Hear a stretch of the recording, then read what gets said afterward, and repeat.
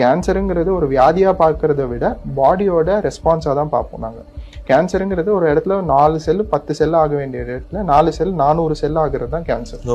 அந்த ரெக்கவரி பாடி என்ன நினைச்சுக்குது, இந்த புண்ணு ஆடுறதுக்கு நான் இன்னும் எக்ஸ்ட்ரா வேலை செய்யணும்னு நினைச்சு கோஆர்டினேஷன் மிஸ் ஆகி இன்கோஹரண்டா வேலை செய்யும்போது தான் அது பேர் கேன்சர்.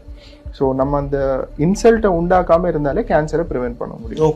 பாதி பேர் வந்து எனக்கு எந்த கெட்ட பழக்கமும் இல்லை சார், எனக்கு எப்படி வந்தது, இந்த கேள்வி தான் ஃபர்ஸ்ட் உட்காந்து கேட்கும்போது நம்ம கிட்ட கேட்குற கேள்வி.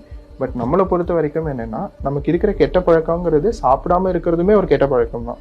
சாப்பிட்ற சாப்பாட்டுல ப்ராப்பர் பேலன்ஸ் டயட் இல்லாததும் ஒரு கெட்ட பழக்கம். ஸோ இது எல்லாத்தையுமே எடுத்து பார்க்கும்போது கண்டிப்பா ஏதோ ஒரு ஃபேக்டர் இருக்கும். ஸ்மோக்கிங்கிறது மட்டும் ஒரு ஃபேக்டரா எடுத்துக்கிறது முடியாது. Food habits, life style, stress, night ஷிஃப்ட்ல ஒர்க் பண்றவங்க எத்தனை பேர் யங் லேடிஸ் எல்லாம் வருவாங்க 30-35 இயர்ஸ்ல நைட் ஷிஃப்ட்ல ஒர்க் பண்ணுவாங்க. சிவியர் ஹார்மோனல் இம்பேலன்ஸ், ஓவரியில கேன்சர். இப்போ ஏன் எவ்வளோ இன்ஃபர்டிலிட்டி இன்சிடென்ட்ஸ் வருது? மெயினாக பிகாஸ் ஆஃப் ஸ்ட்ரெஸ்.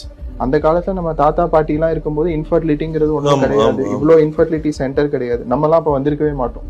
இப்போ நம்மலாம் இருக்கோம்னா அவங்களுக்குலாம் ஃபர்டிலிட்டி இஷ்யூஸ் ப்ராப்பராக இருந்திருக்கு. இப்போ ஏன் ஃபர்டிலிட்டி இஷ்யூஸ் ப்ராப்ளம் இருக்கு? ஏன்னா severe stress, night shift working. நம்ம உடம்புல சில ஹார்மோன் 4 மணிக்கு வேலை செய்யும், சில ஹார்மோன் 8 மணிக்கு வேலை செய்யும், சில ஹார்மோன் நம்ம தூங்கும்போது தான் வேலை செய்யும்.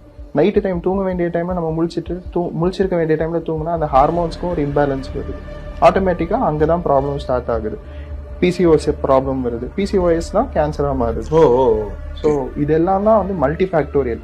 ஸோ இந்த டொபாக்கோங்கிறது இட்ஸ் அ க்ளோரிஃபைடு பிக்சர்.